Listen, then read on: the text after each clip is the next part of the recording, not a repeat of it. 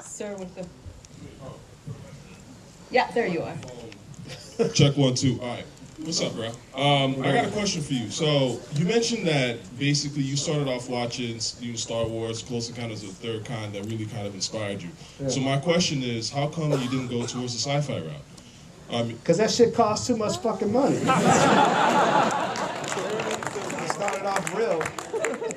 I started off real, and real was working for me. You know what I mean? I can do a sci-fi movie just as probably better than anybody else because I've investigated it, but it costs a lot of money to do it. You know what I mean? Like.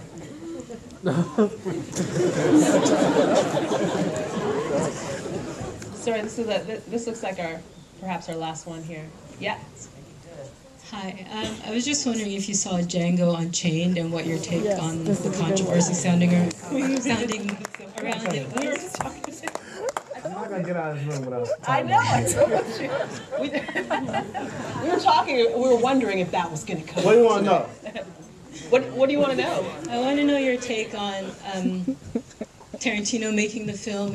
What you thought of the film and what you think of what Spike Lee is saying about the film. Gosh, that's good.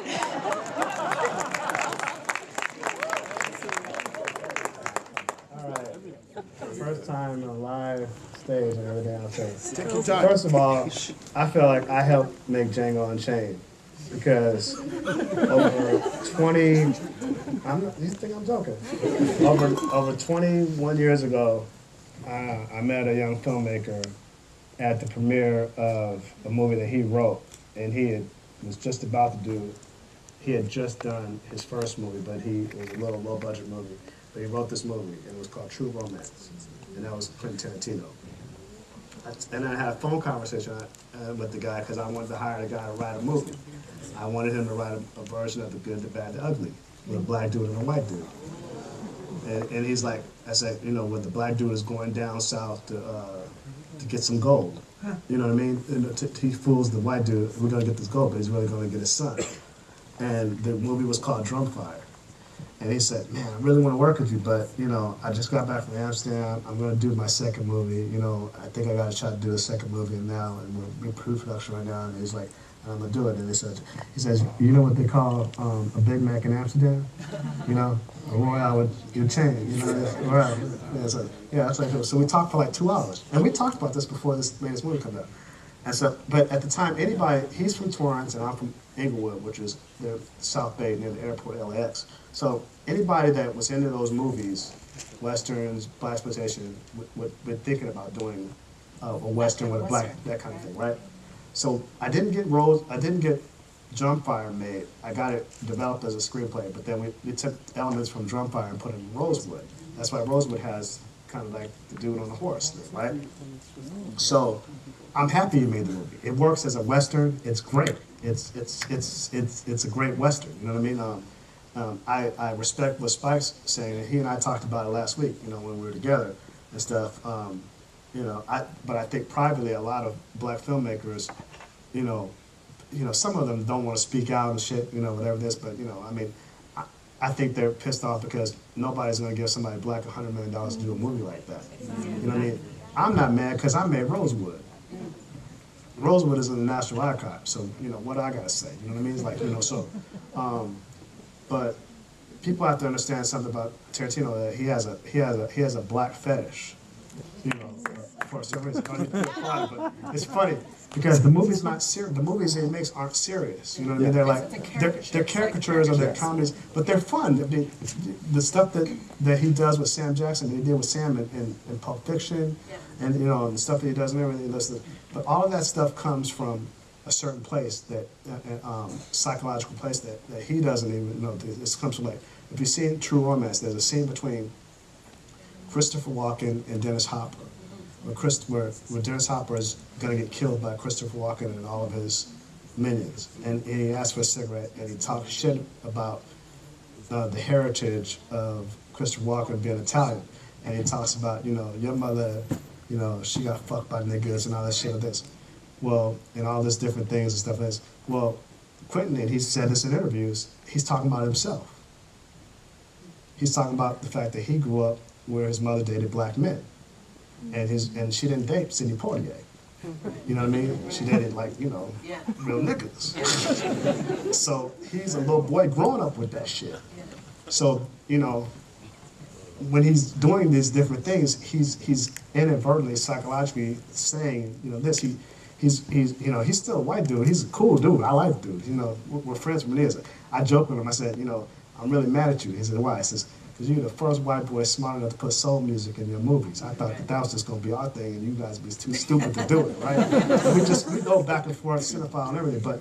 But when he's doing that stuff, you know, and you know, like, what's really crazy is that when somebody that is not that is white does something halfway decent, they just applaud. Oh my God, it's the second fucking coming. I can't believe he's the fucking God. And that's not just for Tarantino. It's just anybody does something halfway mediocre. But someone black does something, you're like, they spend so much energy trying to push it to the side and ignore it and everything. You know what I mean? Like, and I think that, you know, I've always asked black audiences, or, you know, audiences that are, you know, that understand why we do what we do when we try to do something special, you know, to own up to it. You know, these movies that you love and that you guys say you respect and everything, outside of Boys, most of the pictures I've made, they have a kind of emotional resonance years afterwards. That's right. Like when Baby Boy came out, some people were like, why'd you not make another hood movie? And I'm like, fuck you, pretentious, bougie motherfuckers. Like, there's a reason why I made this movie. I could go make a movie about black people with money that don't give a fuck about everything else, but I want to make something about real folk.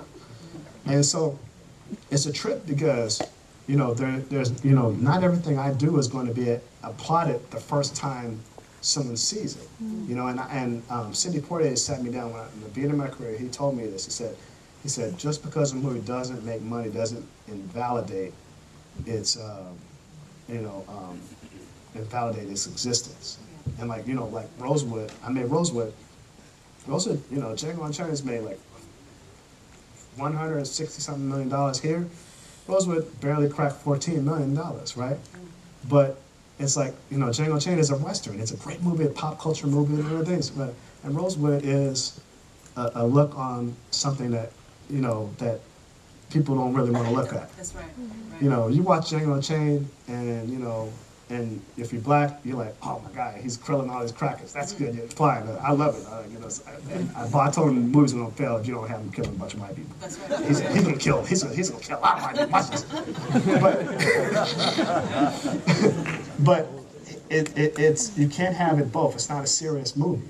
You know what I mean? And not to say that he had to make a drama, but he did a great movie. It's fucking hot. I love it. I've seen it 3 times. Yeah. But you can't have it both ways and say the movie's a serious movie and should be taken seriously.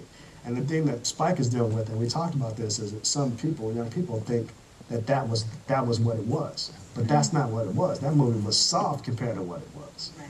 You know what I'm saying? Right, for sure. It was compared to what it really was. You know, I mean, I don't think we'll ever get a movie in this generation that can really. If I was going to do a movie about that period, it would be a horror movie. Yeah. You know what I mean? But nobody, I don't know if I could do it in a way that people really want to see it because I would make it so truthful. Right. You know, you pee and shit in your pants while you're watching it. I would never want to go to that place. Right. You know, but I think that point of view is valid. To like, you know, there's movies that like I think it was great that he did it in that milieu because it makes the guy even more of a hero for going on this journey for this black woman, and you know, and he prevails. You know, I mean, I have my problems with the movies. You know, as a filmmaker, like, you know, at the end of it, how come all the motherfucking slaves are out there applauding the fucking plantation blew up? Yeah, You know what I mean? yeah. But then that's something that somebody black would do. Would have done, right? See what I'm saying? You know what I'm saying? I don't So- want to leave off with just on just talking about Django Unchained. I want to bring it back to you and that label as a black filmmaker. Yeah. What does that mean to you? It means that you're black and you make movies. but not everybody that's black that makes movies is a black filmmaker, because there's so many people that aren't really settled in themselves as black people. They're so fearful of what someone's going to think about them as being black. There are people who are multi-billionaires. They're like, oh my God, someday all these white people in the room are gonna look at me and say, we got a nigga in here. And they're not even aware of it, right? But there are people, you know, and very few minority that are settled in themselves that are like, you know, I am who I am, and I don't give a fuck if you think whatever. Like and they're either respected or they're not respected. You know, and that's why I love Spike to this day, because he says what's on his mind. You know what I mean? And I talked to him about this candidly recently. I said, you know, I haven't really had to say much shit because you go out, you know. I don't have to co-sign with you either. So, tell motherfuckers what it is. So, but there's not enough people that are candid about, you know, about things. And I think that him doing what he's done in terms of the work that he's done, you know, you wouldn't have any of these black stars now, including Denzel and Holly and Sam Jackson, wouldn't have worked with Quentin Tarantino. You wouldn't have Wesley Snipes. You wouldn't have, you know, a lot of these people if it wasn't for the work of Spike. And he opened it up for the studio to say, you know, we're going to give this kid, you know, $6 million, 22 years old. He don't know shit. We're going to give him money to go do a movie. Because this guy was getting stars in his career. And I think that, you know, my success, you know, my initial success and my continued success allows it to be possible for other filmmakers to actually come in and do, you know, and have a signature vision of what they want to do, and not have to have somebody tell them, oh, don't do that, or change this, or change this, and I think that you know, success begot success.